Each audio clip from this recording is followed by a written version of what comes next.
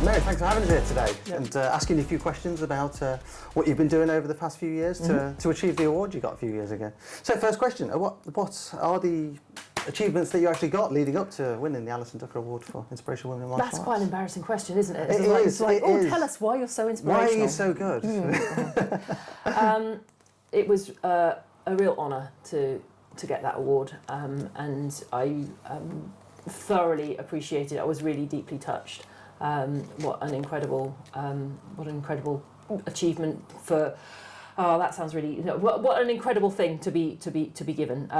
It was, I think, mostly in recognition of the work that I try and do in India, which is to empower young girls through martial arts training and self-defense training. And obviously I've been with Nest for a very long time, and so Gerard has seen like the way that my work has developed, and the school that I teach down here, we try and teach very much from a point of view of life skills and giving like lots of value to the clients, and then having that transfer into other places so that martial arts can really help people achieve their goals.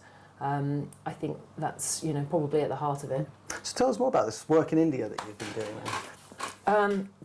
So a few years ago, I got involved with an NGO called FairFight, which is based in the Netherlands, and it empowers young girls in Zimbabwe, Zambia, and India through martial arts training.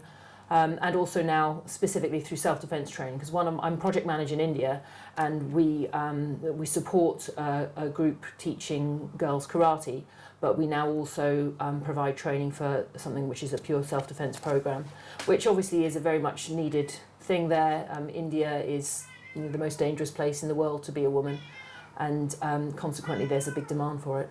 Oh, so why India? Is it just something that does it have a strong place in your heart, or is it? So I stumbled into it completely by accident because, sorry, apologies for the cat. No, She always likes to have her. Good. She always likes to have her opinion involved as well.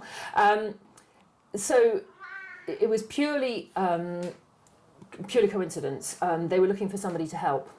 They needed a karate instructor to go out and support the life skills aspects of the program, because they were able to teach the technical karate, but they were finding that they weren't really getting the extra benefits that martial arts training should provide for students, which we're all well aware of. Yep. That kind of increasing confidence and the assertiveness and the kind of self-discipline, which are core in martial arts training. And they were finding that the girls weren't taking it particularly seriously, or they were not really developing in the way that they had anticipated. And they wanted somebody to come in that had experience in those areas and to inject some kind of CPD in for the instructors on the ground. So what have you been doing since the Nest Martial Arts Awards then? So the back end of this year, what have you been up to? Well, obviously most of the time I walk around with my award on my head. Look at me, I'm so inspirational. That's exactly what I would do. Yeah. I thought I'd have 5 T-shirts made up that say, inspirational woman. No. More of the same. I mean, we've been fundraising for the next project outreach. I leave in 3 days, which is very nerve-wracking because we're taking on some new stuff this time, including a cross-country journey over the province in a train, which will be chaos. Potentially. I'm going with another Nest instructor, Ali Neoni, and he's going to be providing the competition kumite training for our team on the ground, which will be phenomenal. Brilliant. He's going to be running a seminar next weekend, the weekend after next. And when I mentioned to him about the train journey, he's like, will I be sitting on top of the train? Yeah. I'm like, that's not how I'm planning for it to go. But you never know, yeah. But this is India, so nothing's for sure, so we'll just have to see how it goes. So knowing what you know now, what do you think you'd do differently? Across India as a thing, or as a martial arts instructor generally? Well, both really. Okay. Is there any challenges you came across en route where you're like, oh, I wish I knew this before, I wish I did that a little bit differently, or I could have done that better? Well, I'd certainly say that I've made a huge amount of mistakes in my life, in my martial arts teaching, in all aspects. So, it would be lovely to go back and go, oh, I wouldn't do that, but ultimately, as a martial arts instructor, and mistakes are the portals of discovery, aren't they? Well, so definitely. You have to make those mistakes because those are your best teachers. So I'm going to take the easy route and say I wouldn't change anything, but I hope to have absorbed the lessons from getting things wrong, the big ones. I think that's a really good way of looking at it. As well as the little ones. Definitely. So what are your plans for the future then? What's driving you forward? Certainly, I'm very motivated by the professional development of the instructors on the ground in India, because that project has really started to take its own momentum now. FairFight is an organisation that works closely with the communities, responding to their needs, and it's really important to us that what we're doing is something that the community itself wants and seeks, because we don't want to be imposing our views and opinions on the communities that we're working with. And it's really good to see that now more and more students are highly graded. We dream of having the project run fully by the students on the ground themselves, and for us to be redundant. That would be great. We're not there yet, but that would be a great thing, so to be not needed. And then here, with my own school, I really love all the Athena students, and it's wonderful to see them grow and develop. So, just more of the same there, for sure, and just seeing those students go from strength to strength. Sounds good. So do you think you'll be in line to win next year?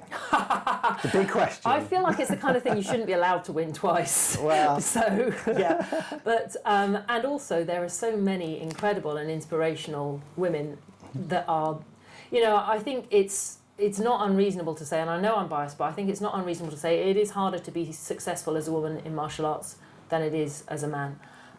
There's a lot for us to overcome. And it's fundamentally it's still quite a male-dominated environment. So I love the fact that this award is there. I love the fact that it honours Alison and her legacy. And it was really nice to meet Martin and the family when the award was presented. That was really emotional. So I think it would be fantastic to recognise many of the other women that have, that are out there doing incredible work in martial arts, because women need confidence and empowering. They need that equality of relationship and respect that martial arts can bring. And there's some great women doing that. And then, of course, the more we see, the more role, and this is what we have in India, is that when you have that role model in front of you, then more women will step up and go, well, I could run my own martial arts school, or I could teach more self-defense, or I can bring this into my community. And so, yeah, maybe I'm just going on record right now as saying that shouldn't be the case, that it should be somebody else, because we need to really increase that pool of visible, inspirational women. Well, I suppose that brings me seamlessly on to my next question. Okay. And if there was someone you could nominate to win the Alison Ducker Award for Inspirational Women in Martial Arts, who would it be? Who would it be? It's a challenging one, that. That is a challenging one. And there's so many that immediately that leap to mind, and keeping it I've been privileged to work with some incredible women over the course of this last year, nationally and internationally. I would say one of the most impressive people that I've seen in my circle over the last little while has been Tracy Radley, who's another NES instructor who's built her club up from scratch, who manages her own two children who have special needs, and has built a very inclusive club where she has wheelchair users or children with autism, that she's really building classes around and trying to make everybody feel included. And I think that's the kind of club that we need, which is doing great karate or whatever martial art, but really doing it in a way that makes it accessible and welcoming to everybody. Definitely, brilliant. So finally then, will we be seeing you again next year at the NES Martial Arts Business Awards? Well, for starters, if I can manage to get my van parked in that car park, that would itself be It's a challenge, yeah. It really is, well, especially if you'd see me getting out of my van in I was, don't often dress up, so yeah, dressed up, managed to ladder my tights, climbing out of the van. It was just a fiasco. So I think if I am there, you'll definitely see me coming. Definitely. See, the venue's nice, but the car park is a nightmare, just to let people know. Brilliant. Mary, thanks for your time today. It's been great. Thank you very much.